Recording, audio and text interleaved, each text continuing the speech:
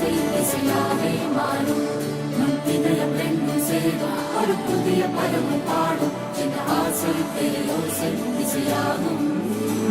இந்த திருமண கொண்டாட்டம் நம் குடும்ப ஆர்வம்